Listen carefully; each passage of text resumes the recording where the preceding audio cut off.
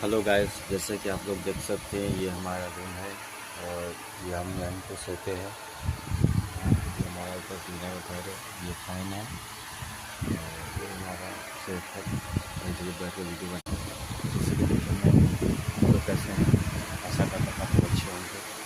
और ये मेरा फर्स्ट वीडियो है, मेरा फर्स्ट वीडियो मेरा रूम है।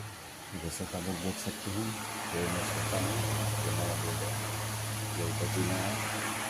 गर्मी का सीजन है तो गर्मी तो पड़ता ही है, आप लोग समझ सकते हैं।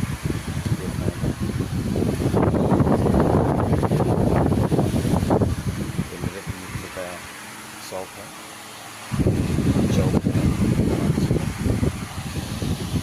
बहुत ज़्यादा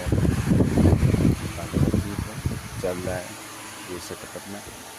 यही मैं सोता हूँ, कुछ दिन पहले मेरा एक्सीडेंट हो गया था।